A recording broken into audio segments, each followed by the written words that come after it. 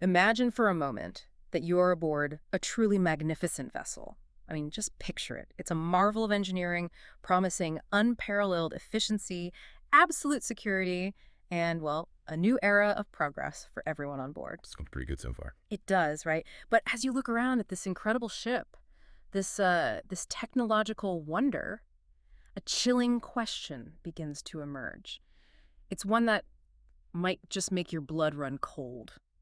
Yeah. Are there actually enough lifeboats for everyone? Or are they being meticulously designed, maybe even allocated, for just a select few? And that's precisely the nerve that the sources we're digging into today really touch. What's striking is how they leverage a historical tragedy, the sinking of the Titanic, as this powerful and frankly profoundly disturbing metaphor for the global order that seems to be emerging right now. Yeah. This deep dive, it isn't merely about understanding some potential future like a sci-fi scenario. Yeah. It's more like seeing the actual architectural blueprint of a new ship of state. Huh. But this isn't a ship built with steel and rivets in the old way.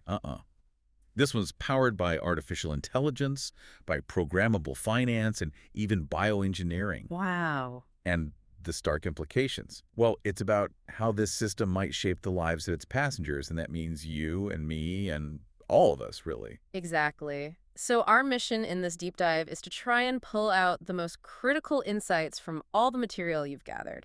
We're going to explore how this evolving global system might be shaping a really deeply stratified future. Right. One where maybe the promise of safety, it comes at an ever-increasing cost. We want to examine who gets a lifeboat in this scenario.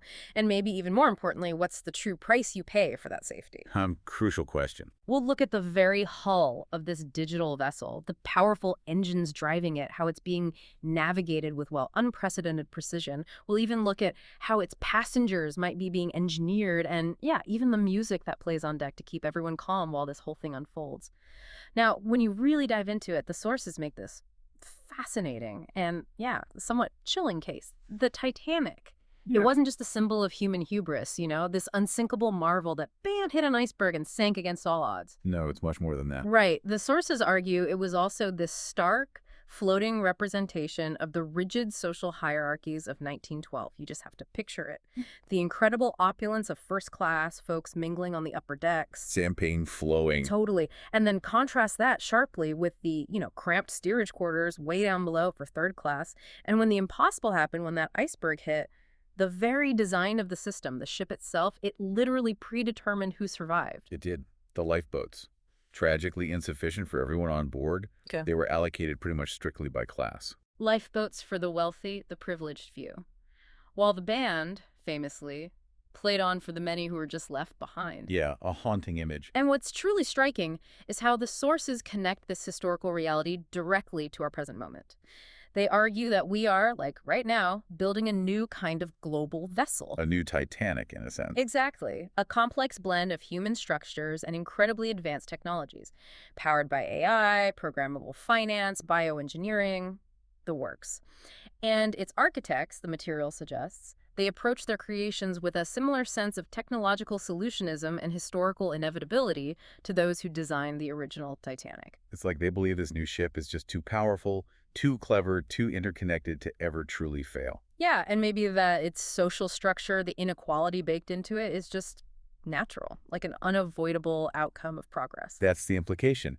And it's crucial to understand how the sources say this new order goes way beyond the old idea of a digital divide. Just who has internet and who doesn't. Right, that feels almost quaint now. It kind of does. They argue this emerging order creates divisions that are far more profound, more structural. They introduce two core concepts to define this new stratification. The first one they call cognitive stratification. Okay, cognitive stratification. What does that mean exactly? Well, it's not about whether you own a computer.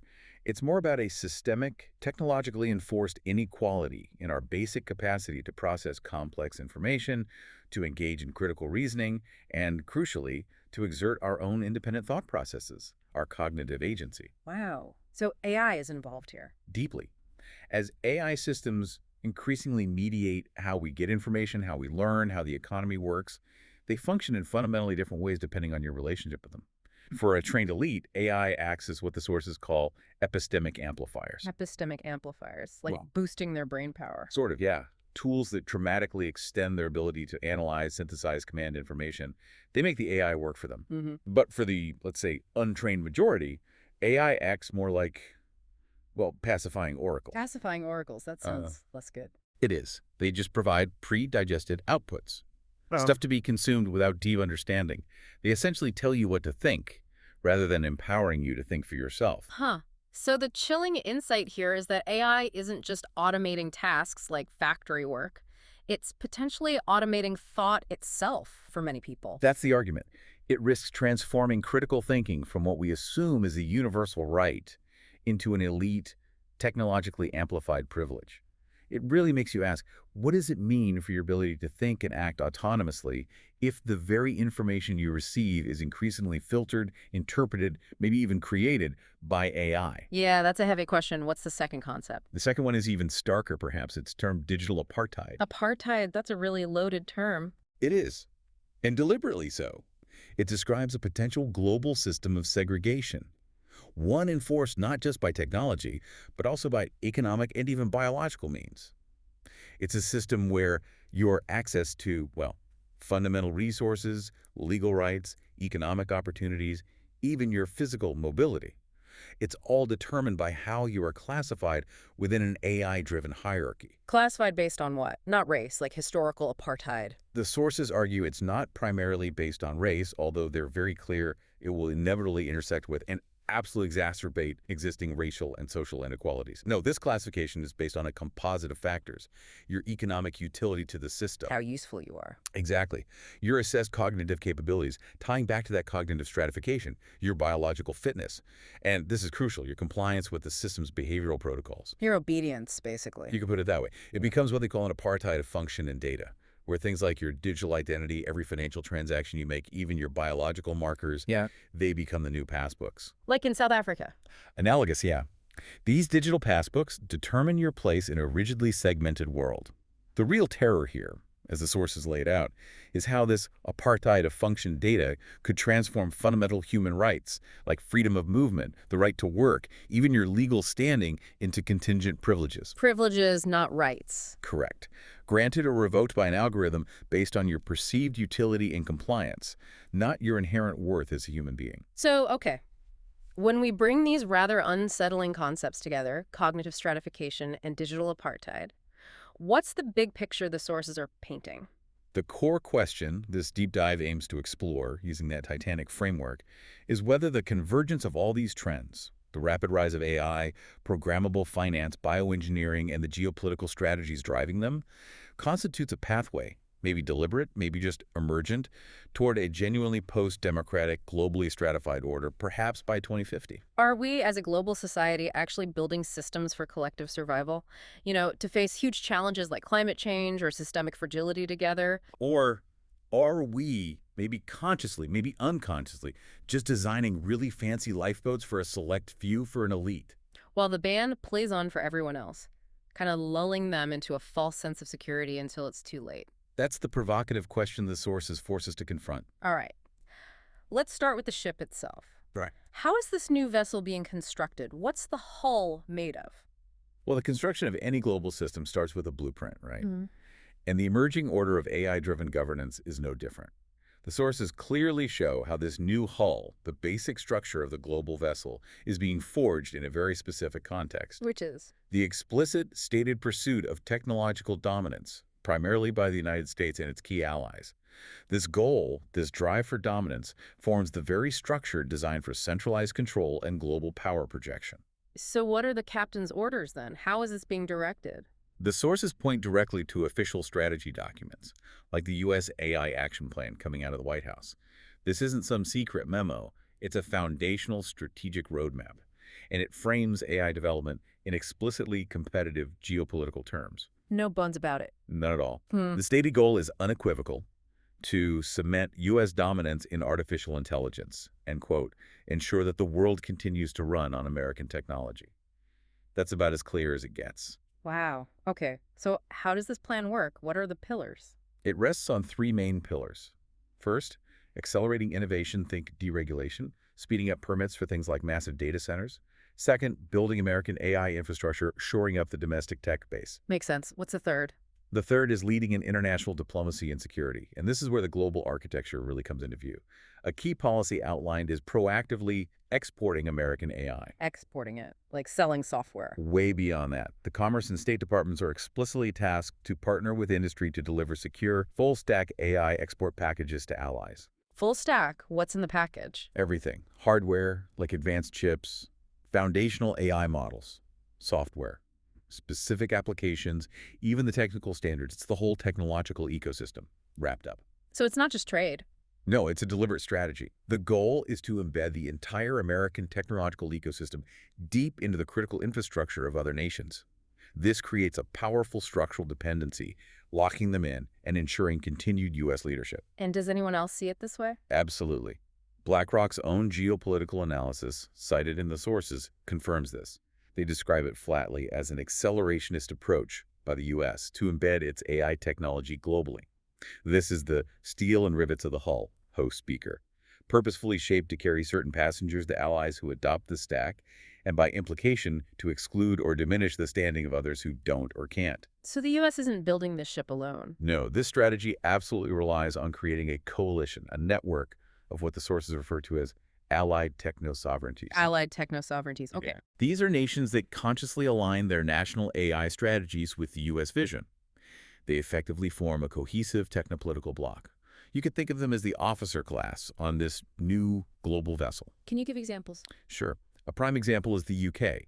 Their national AI strategy explicitly lays out a 10-year plan to make Britain a global AI superpower. And critically, it directly references the need to implement the US-UK Declaration on Cooperation in AI R&D.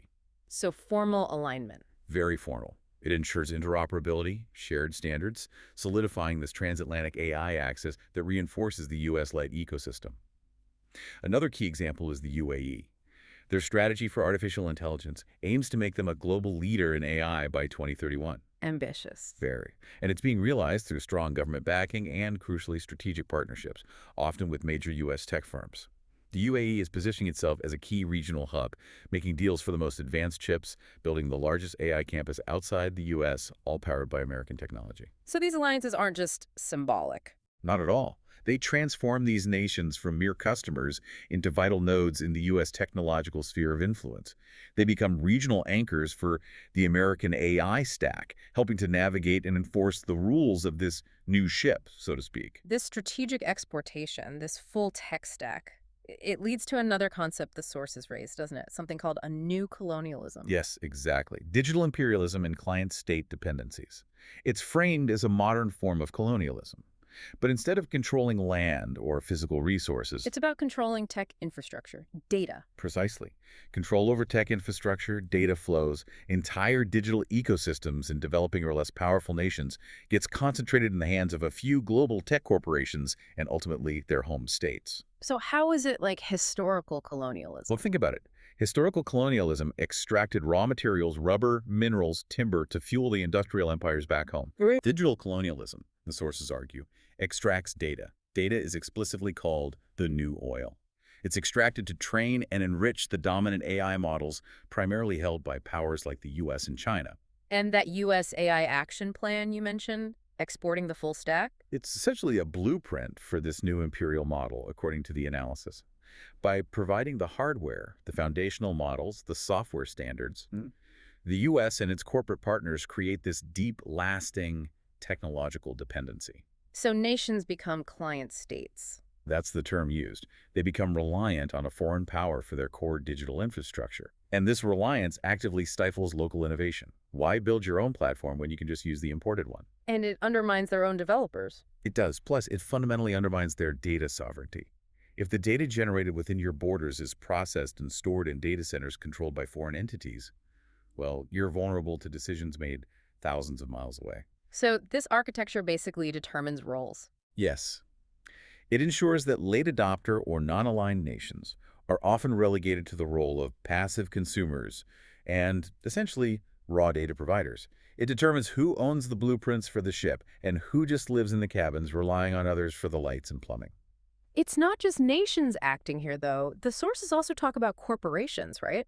A corporate fleet. Absolutely critical point. You cannot understand this new global order solely through the lens of nation-states. A key component of this U.S.-led hegemony is what the sources call the corporate fleet. These are huge multinational corporations that now act as powerful geopolitical actors in their own right. We're talking the big tech giants. Exactly. Yeah. Think NVIDIA, Microsoft, Amazon. Their market caps exceed the GDPs of entire countries, Italy, Canada, Russia.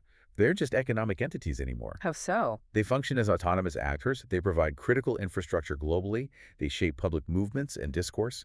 Their power is such that over 30 countries have actually appointed specific tech ambassadors just to negotiate with these companies as they would with sovereign states. Wow. Are there specific examples of this corporate power fusing with state power?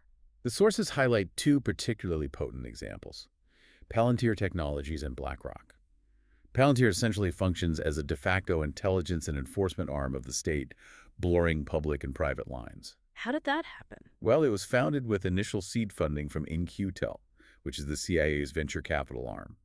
Its software platforms like Gotham are now deeply integrated into U.S. intelligence agencies, the Department of Defense, and law enforcement bodies like ICE. What does their tech actually do? It aggregates and analyzes vast, previously siloed data sets. They build infrastructure to connect sensitive records. Think IRS tax data, Social Security information, immigration databases. This enables practices that critics have dubbed deportation by algorithm.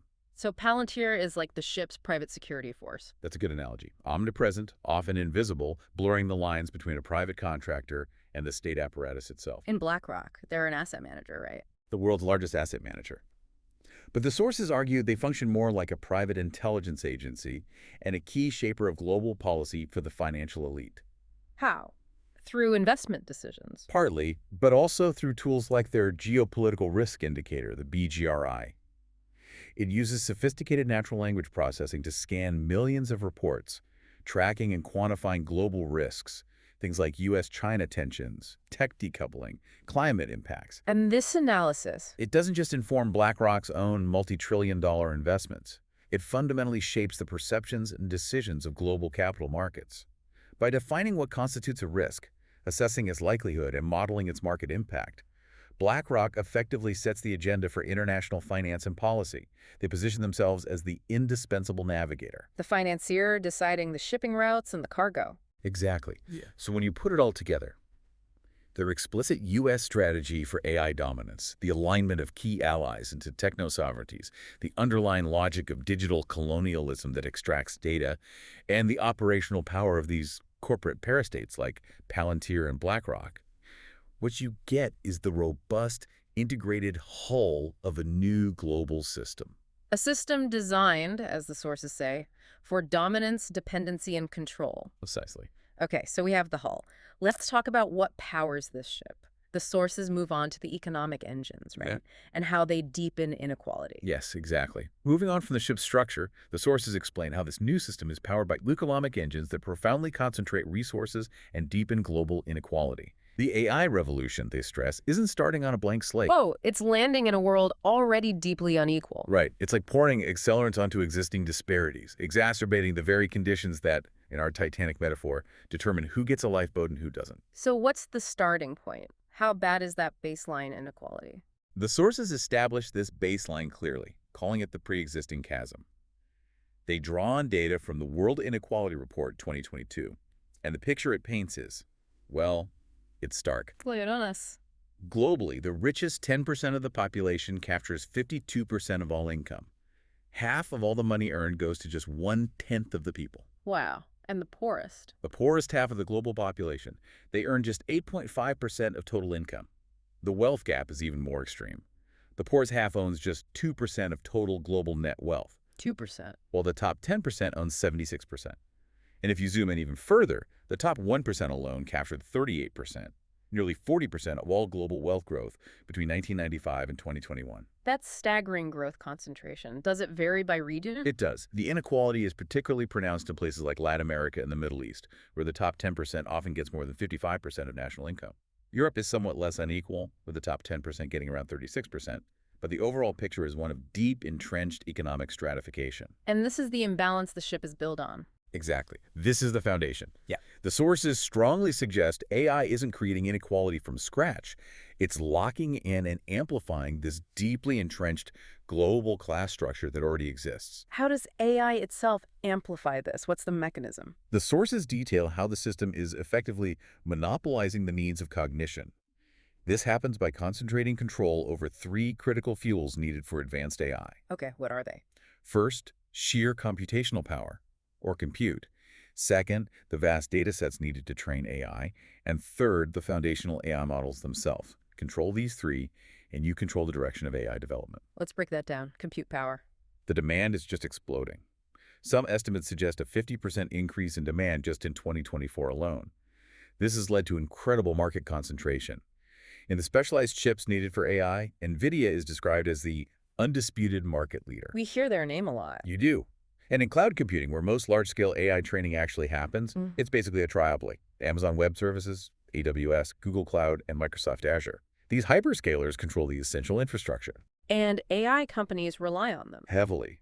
They're spending upwards of 80% of their capital just on renting compute resources from these few players. That sounds like a bottleneck. It is, and it's amplified by the sheer energy requirements. Data centers are projected to consume maybe 8.6% of all U.S. electricity by 2035. That's more than double their current share. Incredible. And think about this. A single query on something like ChatGPT uses nearly 10 times the electricity of a simple Google search. This insatiable appetite for energy further centralizes power. Only entities that can secure and afford massive-scale power generation can play at the highest level. It creates a huge barrier to entry. Okay, so when compute is concentrated, what about data and models? Similar story. The largest, most capable AI models, think GPT-4 from OpenAI or Google's models, are trained on absolutely massive proprietary datasets. These datasets are generally inaccessible to the public, to researchers, to smaller companies. So you can't easily replicate their success? Not without comparable data, which is almost impossible to get. This creates a fundamental dependency. The vast majority of AI development becomes essentially downstream application building on top of these few foundational models. Innovation gets locked into the ecosystems of their corporate owners. So the sources argue this concentration affects everything. Yes, it affects who can build AI, what kind of AI gets built, and who profits along the way. It directly determines who controls the ship's powerful engines and fundamentally who benefits most from its journey. Have the big international bodies weighed in on this? What do they project about AI and inequality? They have, and their conclusions point towards what the sources call a significant widening gulf. Major institutions like the IMF, the World Bank, and the UN are all projecting that AI will significantly exacerbate inequality, both within nations and between them. Okay, what's the IMF saying? An IMF analysis projects AI will impact nearly 40% of jobs globally in some way. In advanced economies, it's a double-edged sword. Maybe half of affected jobs see productivity boosts, but the other half faces potential displacement, leading to lower wages, reduced hiring. So winners and losers within rich countries. Clearly. The report concludes AI will likely worsen overall inequality. Why? Because it disproportionately complements high-income workers, the managers, the analysts, the creatives who would leverage AI, and also benefits capital returns, which again flow mostly to the wealthy. What about developing nations? That's where the IMF warning gets particularly stark. They state that emerging markets and low-income countries often don't have the infrastructure or skilled workforces to harness the benefits of AI. The risk that over time, AI could significantly worsen inequality among nations, widening the global divide. The World Bank agrees. They echo this concern. They note that while AI's direct impact on jobs might seem slower in developing countries initially, this isn't a sign of resilience, it's a sign of exclusion. Yeah. The lack of reliable electricity, affordable internet, digital infrastructure, it locks these nations out of the AI economy. The World Bank calls this a potential 21st century resource trap. A resource trap, but with data. Exactly. Nations without their own sovereign AI capabilities risk being relegated to simply providing raw data for the AI empires of the global north. It's that dynamic of digital colonialism, again extracting value from the periphery to enrich the core. And the UN? A 2025 UN report cited in the sources reinforces this grim outlook. It warns that unless urgent action is taken, AI's benefits will remain concentrated among a privileged few. Do they give numbers? They highlight that just 100 companies, mostly based in the US and China, account for a staggering 40% of the world's private AI R&D investment.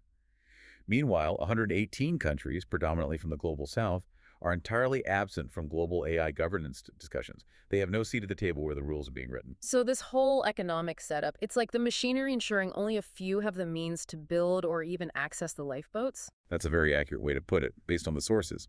While others are essentially just providing the raw materials, the data that fuel the journey of those privileged few. It's an economic blueprint for who gets to float and who remains tethered to the main vessel as it sails into increasingly uncertain waters. All right, so we've got the hull built for dominance, the engines running on concentrated power that increases inequality. How is the ship actually steered? How is its course charted? The sources talk about a shift away from traditional governance, right, towards something more automated. Yes, that's a major theme. Thinking about this grand technopolitical vessel taking shape, its navigation isn't being left to, say, the unpredictable currents of democratic debate or even the traditional rule of law. No captain relying on old maps. Not quite. Instead, the sources highlight a profound shift. It's like a whole new set of instruments being installed on the bridge. These create an automated navigation system, one designed for real-time monitoring and, significantly, behavioral control. It preemptively intervenes in daily life. An autopilot for society. That sounds efficient, maybe, but also a bit scary. It truly does. And central to this automated steering mechanism is what the sources call the new ledger, programmable central bank digital currencies, or CBDCs. CBDCs, we hear a lot about those. Are they really catching on? The scale is astonishing. According to the Bank for International Settlements, BIS, something like 94% of surveyed central banks worldwide are now exploring a CBDC in some form. That's almost a universal interest. Okay, but what makes them different from, say, the digital money in my bank account now? The key, potentially transformative feature is programmability. Unlike cash, which is anonymous and fungible, or even current digital bank money, a programmable CBDC can have rules and conditions embedded directly into its code by the issuing authority of the central bank. Rules in the money itself, like what? Money that could expire after a certain date to force you to spend it, money that could be restricted, only allowing purchases of approved goods or services, money that could be instantly frozen or even redirected by the state based on certain criteria. Wow, okay, that sounds like a massive increase in control. Has this raised alarms? Absolutely. Profound concerns among civil liberties advocates, privacy experts, even lawmakers. The ACLU, for instance, warns that a CBDC could easily become a tool for unprecedented government surveillance. It could create a permanent, centralized record of every single transaction you ever make. So privacy goes out the window. It essentially inverts the privacy model of cash. With cash, privacy is the default. With a CBDC, privacy might become a contingent feature, something granted or withheld, not a fundamental right. Is there pushback in places like the U.S.? Yes, significant pushback. In the U.S. Congress, there's legislation like the Anti-CBDC Surveillance State Act. Its explicit aim is to prohibit the Federal Reserve from issuing a CBDC precisely because it's seen as government-controlled, programmable money that could be used to surveil and restrict Americans' transactions. So the core issue is this shift. It's a fundamental shift, the sources argue. Financial freedom potentially moves from being a baseline right to becoming a contingent privilege, granted or revoked by the code. This is framed as the potential new financial operating system for the ship's economy, with hard-coded rules defining what you can and cannot do with your own resources. Running alongside programmable money, there's another system mentioned, the carbon calculus, personal carbon allowances. That's right, PCAs. This is a policy framework, still largely conceptual, but being actively discussed and piloted, designed to tackle climate change. The basic idea is to allocate each adult an equal tradable carbon allowance. An allowance for my personal emissions. Exactly. Covering emissions primarily from household energy use and personal travel, this allowance would likely decrease over time to meet climate goals. If you consume less than your allowance, you could potentially sell your surplus credits. If you consume more, you'd need to buy credits. Has this actually been tried anywhere? Not on a mandatory national scale yet, but there have been pilot programs. Lahti, Finland, for example, ran a voluntary scheme experimenting with personal carbon trading for mobility, using smartphone apps to track transport choices and reward lower carbon options. What's the argument for them? Proponents argue PCAs could be more equitable than simple carbon taxes. as everyone starts with the same allowance, and they directly raise awareness about individual environmental impact. But the downside? The controversy lies in the infrastructure required. To work, PCAs inherently need a comprehensive system for monitoring, quantifying, and accounting for the carbon impact of individual activities. This creates, essentially, a detailed real-time ledger of your personal environmental compliance. So it's another layer of monitoring and control. Precisely. It sets limits on your movements, Oh. your consumption. In the lifeboat analogy, it could determine where your lifeboat is allowed to go or what resources you're permitted to use during the journey. The real power here, though, seems to be linking these systems together. CBDCs and PCAs. Exactly. The true potential for algorithmic governance and a key element in charting the ship's course, according to the sources, emerges not from CBDCs or PCAs in isolation, but from their systemic fusion. How would that work technologically? The technological frameworks are already aligning. Technologies like blockchain or distributed ledgers, which often underpin CBDC designs, provide secure, shared digital records. These are actually ideal for tracking things like carbon credits and emissions accurately and transparently. So you could link your spending to your carbon footprint in real time. That's the idea. This integration enables a direct, real-time feedback loop. Imagine making a purchase using your programmable CBDC. The system could automatically cross-reference that transaction with a carbon database, calculate the carbon costs of the item or service, and deduct it from your personal allowance instantly. And this allows for automated enforcement. Yes. The system could be coded to enforce consumption limits automatically. For example, your programmable CBDC could simply decline a transaction, say, for an airline ticket, or maybe even a tank of gasoline if that purchase would cause you to exceed your monthly or annual carbon budget. That changes the whole nature of rules and laws. Fundamentally, it transforms governance. Instead of laws being debated publicly, passed by legislatures, and then enforced retroactively through courts, policy gets executed preemptively and automatically through financial code. It bypasses the democratic process. Largely, it represents a shift from representative democracy toward what the sources term algorithmic paternalism, where desirable behaviors, as defined by the system's architects, are hard-coded into the financial infrastructure itself. This effectively removes not only your personal freedom to choose differently, but also the very possibility for public debate, dissent, and challenge. Which raises that crucial question again. Right. Who gets to decide what constitutes desirable behavior? Oh. And is there any room left for your dissent when the rules are literally embedded in the money itself, in the code that governs your economic life? This whole setup, programmable money, carbon tracking, automated enforcement, it sounds eerily similar to systems already developing elsewhere, doesn't it? The sources mention China. Yes, they explicitly discuss the China model and global diffusion. China's system of data-centric authoritarianism serves as the world's foremost laboratory, a working proof of concept for how these various governance technologies can be integrated to achieve pervasive social control. How advanced is their CBDC, the digital yuan? The ECNY is one of the world's most advanced CBDC pilot projects. And significantly, it's been explicitly designed with programmable features, including experiments with things like expiring currency to compel spending during economic downturns. And this operates within a broader surveillance system. Absolutely. The digital yuan operates within a wider ecosystem of AI-powered surveillance. China employs sophisticated city brains that aggregate massive amounts of data from facial recognition cameras, smartphone apps, and other sensors to monitor and manage urban populations in real time. And it connects to their social credit system. Ideologically and often practically, yes. These surveillance and financial systems are linked to China's evolving social credit system, which aims to rate, reward, and punish the behavior of both individual citizens and corporations based on compliance with state norms. Is this model staying within China? The sources indicate quite the opposite.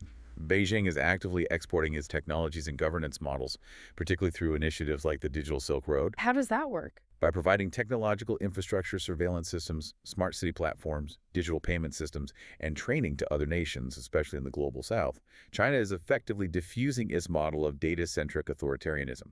It's creating a global network of states equipped with the tools for algorithmic social control. So this is the ship's automated navigation system. Designed for pervasive control. And being exported to other vessels in the fleet. That's the analogy the sources build, a system that dictates the ship's course. often without any passenger input, determining where the lifeboats are allowed to go and precisely how they must behave on the journey. Okay, let's shift focus now. We've talked about the ship's structure, its engines, its navigation, but what about the passengers? The sources argue there's a parallel process happening, engineering the passengers themselves, creating a distinct elite. Yes, that's absolutely right. While the hull, engines, and navigation systems are being built, the sources show this parallel and perhaps equally profound process underway, literally engineering the passengers. And this points towards the emergence of a new, potentially biologically distinct elite. The ones destined for the best lifeboats. Precisely. Those explicitly engineered, you might say, for extended survival and enhanced resilience in the face of future challenges. Who are these first-class passengers? What does this Spartan ultra-human concept look like? Well, the sources argue this archetype is no longer just science fiction. It's being actively prototyped, lived out, by some of today's tech billionaires and the ultra-wealthy. Brian Johnson's Project Blueprint is cited as a prominent, if extreme, case study. What's he doing? Johnson reportedly invests millions of dollars annually into this incredibly data-driven, algorithm-managed personal regimen. The goal? To actively reverse his biological age. How? It involves a hyper-strict diet, dozens of daily supplements, obsessive measurement of over 70 different organs and biomarkers, and various experimental procedures. His stated aim is to empower his body to speak for itself what it needs to be in their ideal state. It's radical self-optimization taken to an extreme. Is this just a one-off, eccentric billionaire thing? Not entirely. His individual pursuit is mirrored by a rapidly burgeoning industry of elite longevity clinics. You find these particularly in hubs like Switzerland, catering exclusively to the ultra-wealthy. What do they offer? Institutions like Clinique La Prairie offer these bespoke, incredibly expensive week-long programs costing tens, even hundreds of thousands of dollars. They focus on revitalization, brain potential, offering access to cutting-edge diagnostics and experimental treatments. Things like stem cell therapy, ozone therapy, personalized biological infusions, all aimed at extending lifespan and significantly enhancing vitality. So this creates a clear divide. A very clear demarcation, the sources argue, between those who can afford to actively combat aging and enhance their biological vitality using these advanced methods, and the vast majority who cannot. This is how the first class are being explicitly designed, or are designing themselves, for longevity and resilience, giving them access, metaphorically, to the most advanced, perhaps even custom-made lifeboats. What specific technologies enable this biological division? The sources highlight several key areas. First, there's genomic stratification. Based on our genes? Yes. The market for personalized medicine, driven by advances in genomics, is projected to be enormous, exceeding $1.3 trillion by 2034. Genomics allows for highly predictive health assessments and treatments tailored to your unique genetic makeup. Sounds good. But the high cost of these advanced diagnostics, genetic sequencing, and bespoke therapies creates a significant barrier to access. Yeah. It risks creating a stark, two-tiered health system. How so? The wealthy can afford to preemptively manage their genetic predispositions, potentially even enhancing certain desirable traits or functions. Meanwhile, the majority rely on more reactive, one-size-fits-all healthcare. This widens the gap not just in lifespan, but in health span, the years lived in good health and vitality. Okay, genomics is one. What else? Then there's heritable enhancement, specifically using technologies like CRISPR gene editing. Editing our DNA. Exactly. While using CRISPR therapeutically, say to cure genetic diseases, is already being debated, a major ethical concern highlighted is the slippery slope towards non-therapeutic enhancement, using it to make people better than normal. And making those changes inheritable. That's the critical point. Yeah. Germline editing, making changes to embryos, sperm, or eggs, would make these enhancements heritable, passed down through generations. This raises the specter, long imagined in science fiction, of a genetic upper class. Where wealth determines your DNA. Potentially. Where wealthy parents could not only eliminate disease risks in their offspring, but perhaps select for desirable traits, maybe heightened cognitive ability, specific physical prowess, creating a class divide that is literally encoded in DNA. Which brings up that question, what does that do to human diversity, equality, if desirable traits become purchasable and inheritable? It's a profound ethical dilemma. Could it lead to fundamentally different biological classes of humanity? The sources suggest it's a serious risk. What's the third area of biological division? Cognitive and neurological enhancement, improving the brain itself. Like smart drugs. That's the low end, perhaps. The use of nootropics for focus and performance is already reportedly widespread in high-pressure environments like Silicon Valley and Wall Street, even if the scientific evidence for many is shaky. But the real cutting edge is elsewhere. Where? Military research, particularly agencies like DARPA in the U.S., their N3 program, Next Generation Non-Surgical Neurotechnology, aims to develop advanced brain-computer interfaces, or BCIs, Hooking brains up to computers. but non-invasively. Technology that can effectively read from and write to multiple points in the brain without surgery. The goal is to enable seamless human-machine teaming. Imagine controlling a swarm of drones or conducting complex cyber defense just by thinking. That sounds incredibly powerful. Will it stay military? History suggests otherwise. Advanced military technologies, the internet, GPS eventually diffused into the civilian sector. Once proven and refined, non-invasive BCI technology will likely become the ultimate cognitive enhancement commodity. But accessible only to the elite. That's the projection. Creating a potential Spartan class with augmented mental capabilities that far surpass the biological norm. These are the ultimate biological upgrades, the sources suggest. The custom-made life jackets or even mini-submarines for the exclusive few, literally engineering them to be more fit for survival in whatever challenging waters lie ahead. This drive for enhancement, it's not just about the tech, is it? There's an ideology behind it. Yes, the sources argue it's crucial to understand the underlying ideology. They trace this ideology of enhancement from the dark history of 20th century eugenics to modern transhumanism. Eugenics, that's a troubling connection. It is. The American eugenics movement, prominent in the early 1900s, was based on the fundamentally flawed belief that the human race could be improved through selective breeding and, chillingly, the elimination of traits deemed undesirable. And this had real-world consequences. Horrific ones. Using flawed science, it led to discriminatory laws, forced sterilization of over 60,000 Americans deemed unfit, and even provided a model and justification for Nazi Germany's racial hygiene policies. It's a dark chapter. How does transhumanism connect to that? Isn't it about overcoming limits, living longer? Transhumanism is a modern philosophical movement, and it advocates using technology to fundamentally improve the human condition to overcome aging, disease, even death itself, perhaps creating a post-human species. It's often framed in terms of individual liberty, progress, self-improvement. But the critique is... The critique, highlighted in the sources, is that its core goal, fundamentally reshaping human nature through technological intervention, echoes the ambitions, if not the explicit methods, of the eugenics movement. By seeking to engineer a better human, defined by certain technological standards, it risks devaluing natural human diversity and creating new, possibly even more profound, forms of stratification based on biological enhancement. Has this been explored in fiction? It's extensively. Aldous Huxley's 1932 novel Brave New World is cited as a powerful, prescient cautionary tale. It depicts a society rigidly stratified by a chemically conditioned, intelligence-based caste system, from the elite alphas down to the menial epsilons. So the convergence of modern tech like CRISPR and BCIs with this transhumanist ideology. It suggests that biological stratification, once the stuff of dystopian fiction, is now becoming a material possibility, driven by and for a new elite. This ideology, the sources imply, provides the deep-seated belief system that ultimately justifies who gets priority access to the lifeboats and who is deemed less essential. Okay, so if the elite passengers are being meticulously engineered for survival, maybe even given their own enhanced lifeboats, what does this all mean for the vast majority, the people in the lower decks of our metaphor? Right. As the elite ascends, biologically and technologically, the sources detail a parallel development, a sophisticated apparatus designed specifically to manage the vast populations who won't be in first class. Managing them. Because the stability of a system with such profound inequality depends heavily on preempting dissent, on ensuring passivity, on making sure the passengers remain calm, perhaps unaware even as the metaphorical ship might be heading towards trouble. How do you manage people on that scale? A key frontier, the sources suggest, lies in the ability to regulate mood and behavior at a biological level.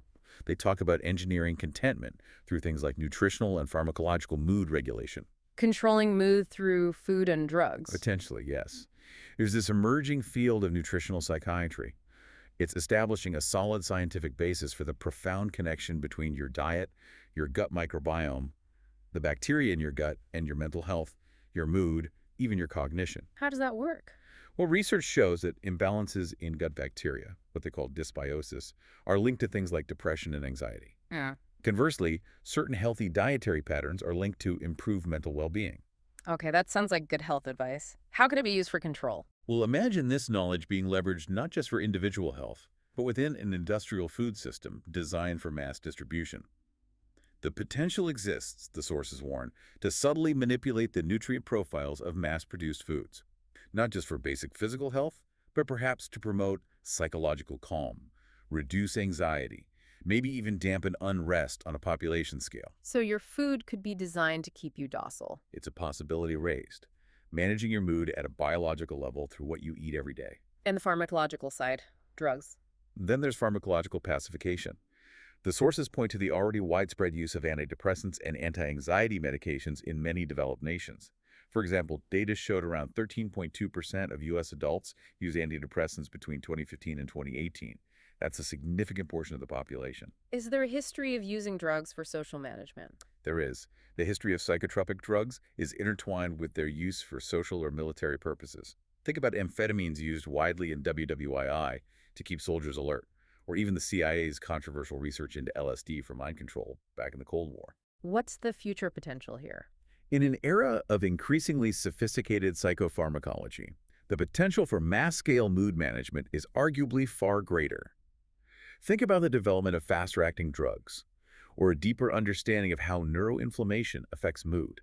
How might this be framed? In a highly stratified society facing instability, access to such mood-regulating medications could easily be framed as a public health imperative, a way to manage the widespread psychological distress caused by systemic inequality and disempowerment. So basically medicating the symptoms instead of fixing the root causes. That's the critique, providing a pacifying solution that maintains stability without challenging the underlying structure. These are the subtle, potentially pervasive methods of control, like a low-frequency hum you barely notice, or specially designed food intended to keep the passengers calm, maybe even unaware of the scale of the impending disaster. Beyond biology, are there psychological techniques used for managing the masses? Yes. Alongside the biological interventions, the system of population management employs sophisticated psychological techniques. The sources describe this as the architecture of choice, primarily using nudge theory and gamified social engineering. Nudge theory, that sounds familiar, remind me. It was developed by economists Richard Thaler and Cass Sunstein. The core idea is to influence people's behavior not through commands or bans, but by subtly altering the choice architecture, the context in which decisions are made. Nudges don't forbid options. They just make the desired choice the easiest, the default option. Libertarian paternalism, they called it. Exactly. It preserves formal freedom of choice while steering people in a predetermined direction. And it's been widely adopted by governments globally. The UK's Behavioral Insights Team, or Nudge Unit, is a famous example, applying these principles to public policy. How does this connect to things like CBDCs? When you integrate nudge principles with algorithmic governance systems like programmable CBDCs, they become incredibly powerful tools for mass social engineering. For instance, a CBDC system could be designed to automatically default users into making green spending choices, or perhaps auto-enroll them in government-approved saving plans by rounding up purchases.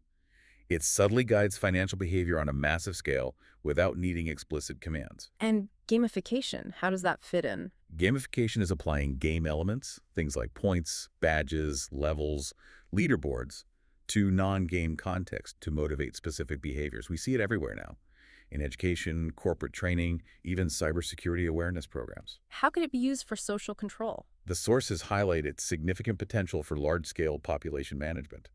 Social credit systems, like the one evolving in China, are inherently gamified systems. Citizens earn points for compliant behavior, lose them for transgressions, unlock privileges, or face restrictions based on their score. Could you integrate that with CBDCs or PCAs? Absolutely. Imagine integrating gamified incentives directly into your CBDC wallet app or your personal carbon allowance tracker. It creates this pervasive, real-time system of rewards and penalties that shapes your daily life. Give me an example. Okay, maybe an app linked to your digital identity. Every time you choose public transport over taking your private car, you earn civic points. But if you exceed your monthly carbon limit, maybe those points decrease, or you lose access to certain perks. Perhaps your compliance score affects the interest rate you earn on your digital currency or your eligibility for certain social services. So it turns civic duty into a game. Into a constant performance assessment, yeah.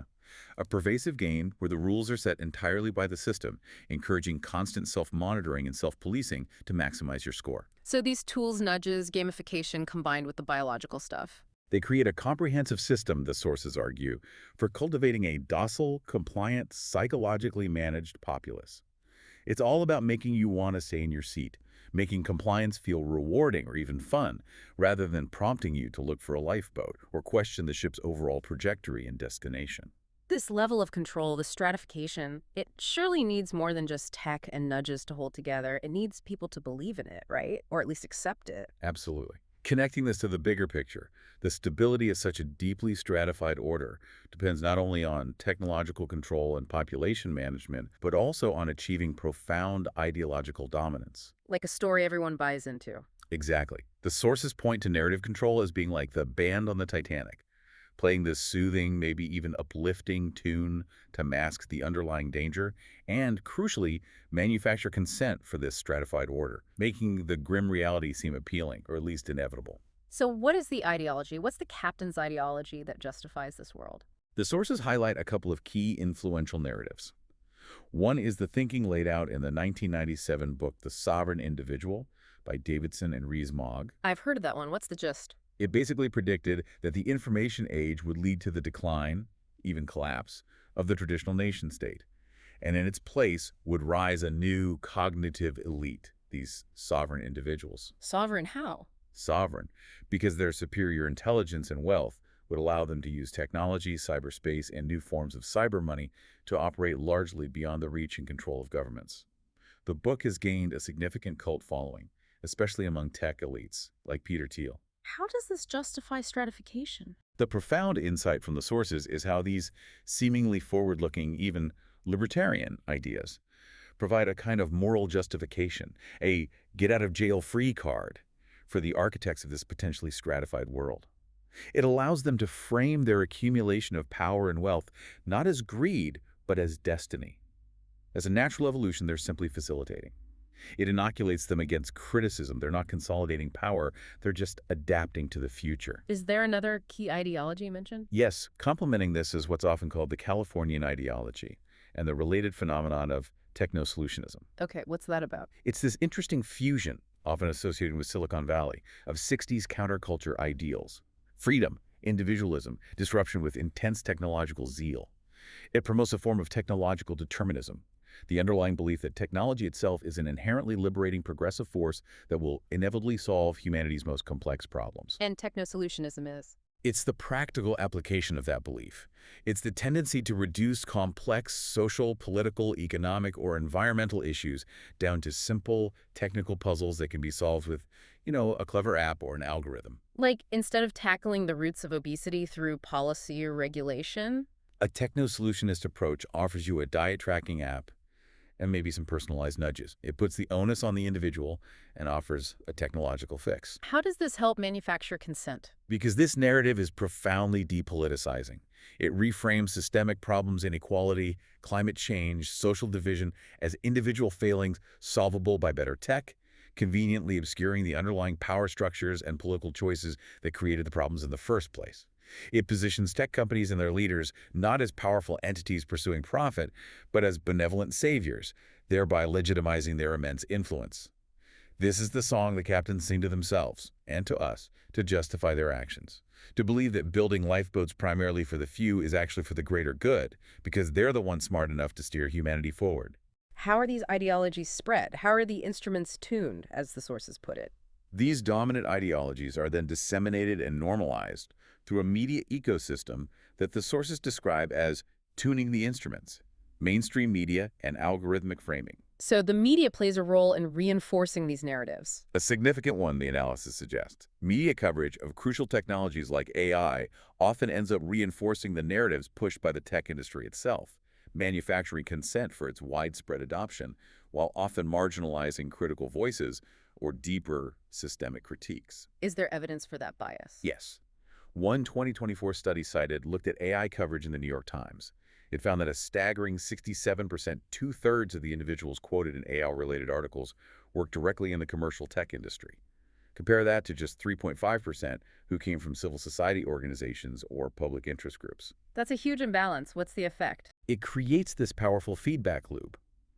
Industry perspectives get framed as the default expert opinions. Academic research or civil society critiques are often reduced to just concerns or ethical warnings, positioned as secondary to the main narrative of progress and economic benefit.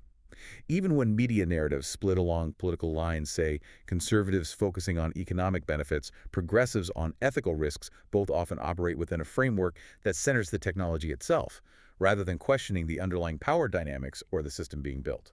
Are corporations using AI itself to manage this narrative? Increasingly so. The sources point out that PR firms and corporate communication departments are rapidly adopting generative AI tools For what? to automate the creation of vast amounts of content, social media posts, press releases, targeted articles, to conduct real-time sentiment analysis, tracking public opinion second by second, and to manage corporate reputations on a massive scale. This allows powerful actors to effectively flood the information space with their preferred messaging, making it increasingly difficult for independent journalism and critical analysis, which operate on much smaller budgets, to compete for public attention. So this is the orchestra warming up. Creating the narrative framework that you consume every day, shaping what gets seen as inevitable progress versus what gets framed as a fringe problem, keeping the music playing smoothly, reinforcing the captain's view of the world.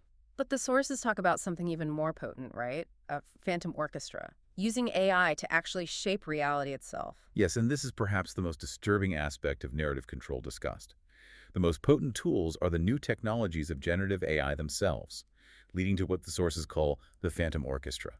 Generative AI, deepfakes, and the fundamental erosion of reality. How can Gen AI be used for propaganda? Research has already demonstrated that large language models, the engines behind tools like ChatGPT, can generate propaganda that is incredibly persuasive, sometimes even more so than human-written content, More persuasive. Why? because they can tailor messages instantly, at scale, to specific individuals or groups. These tools allow for the low-cost, mass production of convincing and highly customized narratives. This enables malicious actors, states, corporations, political groups to supercharge influence campaigns like never before. How would that work in practice? AI can create thousands of fake but realistic-sounding social media accounts. It can monitor online discussions in real time to see which narratives or conspiracy theories are gaining traction and then instantly amplify them, flooding the zone with supportive messages or attacks on opposing views. It's essentially weaponizing storytelling to manipulate public opinion on an industrial scale. And then there are deepfakes. Deepfake technology, the use of AI to create hyper-realistic yet completely fabricated audio and video content, poses an even more profound threat, the sources argue. Why more profound? Because deepfakes directly erode public trust in the very evidence of our senses. They blur the line between demonstrable fact and plausible fiction. If you can no longer reliably trust video or audio evidence, what can you trust? This leads to the liar's dividend. Exactly, that's a key concept. In a world saturated with potential deepfakes, any genuine piece of audio or video evidence, however damning, can be plausibly dismissed by powerful actors as just another fabrication. Oh, that video of me taking a bribe, that's clearly a deepfake. It allows them to deny demonstrable wrongdoing, evade accountability, and further fuel a post-truth environment where objective facts become slippery and negotiable. Public discourse loses its grounding in shared reality. So the ultimate control isn't censorship. Now, the ultimate mechanism of control in this system isn't necessarily overt censorship, like banning books or websites. It's something more subtle and perhaps more effective, achieving epistemic dominance. Control over the very definition of what counts as knowledge, as truth, as reality itself. How does that prevent dissent? Because meaningful dissent, challenging power, requires some kind of shared understanding of reality against which to rebel. By controlling the means of narrative production with generative AI and simultaneously undermining the very concept of verifiable truth with deepfakes, the system can potentially preempt dissent before it even solidifies. It just drowns it out. It creates an information environment where it's far easier, faster, and cheaper to create and disseminate plausible falsehoods, tailored narratives, and distracting noise than it is to establish, verify, and defend complex truths. In such a world, dissent isn't necessarily silenced by force. It's rendered incoherent, confusing, drowned in a relentless flood of algorithmically generated noise. This is the band playing on. But not just playing a distracting tune.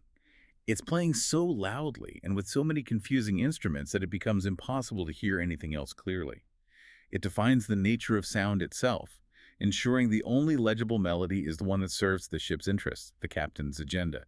It's the ultimate lullaby before the potential impact, making the price of safety staying quiet, accepting the narrative seem negligible, maybe even desirable, as the world subtly but irrevocably changes around you. Okay, let's try to bring all these incredibly detailed and frankly quite concerning threads together. What's the final synthesis? Bringing all these threads together, yeah, our deep dive, based on the sources, has revealed the potential contours of a new global order, one that appears profoundly hierarchical, perhaps even post-democratic in its functioning. And the Titanic metaphor holds up. The analysis, guided by that symbolic framework of the Titanic, leads to a pretty sobering conclusion presented in the material. This trajectory doesn't seem to be building a resilient vessel designed for collective survival. Instead, it looks much more like the meticulous design and allocation of lifeboats, but only for a select few. Can you quickly recap the layers? Sure. We saw the hull forged from a U.S.-led geopolitical strategy aiming for AI hegemony, creating dependent allies. The engines run on concentrated compute data and models, amplifying pre-existing inequalities into potential cognitive apartheid.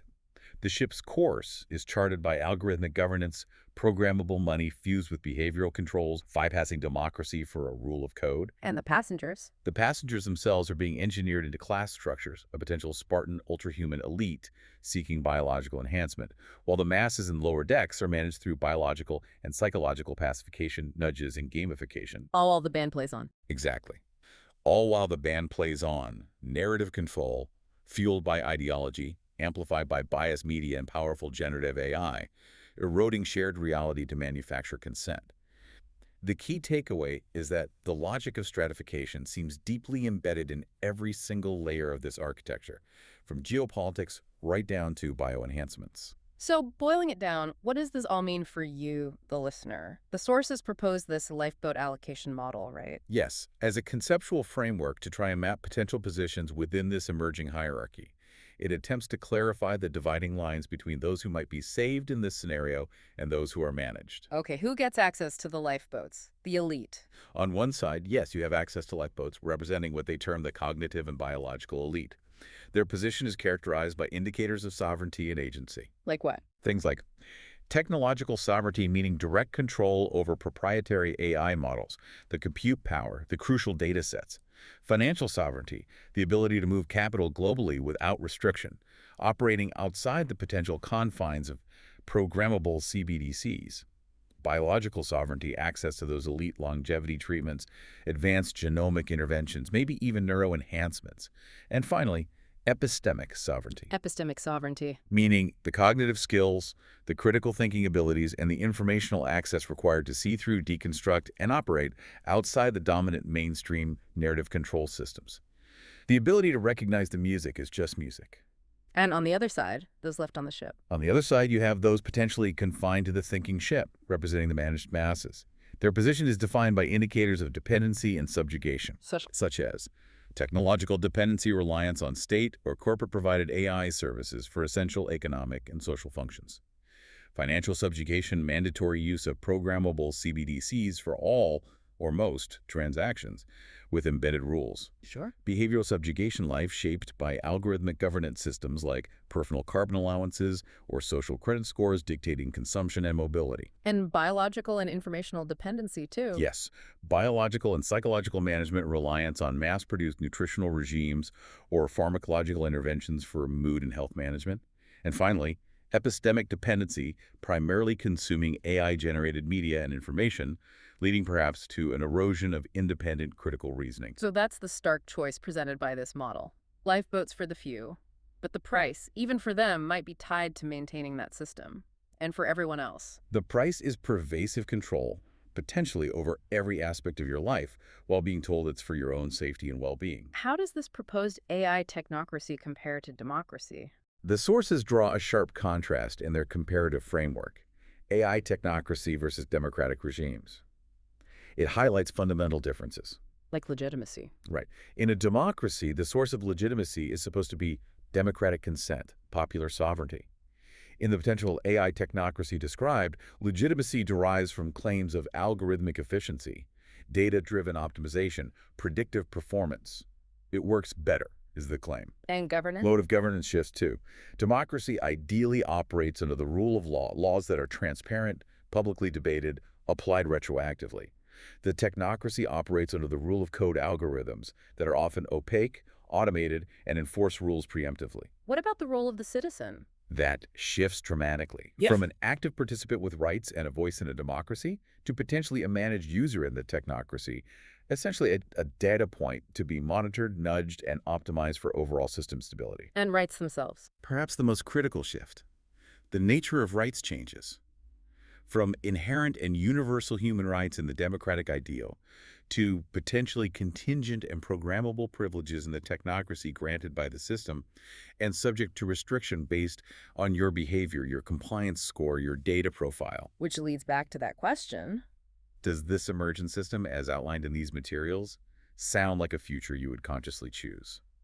If this trajectory is as embedded as the sources suggest, can the course even be altered? Do they offer any potential pathways forward?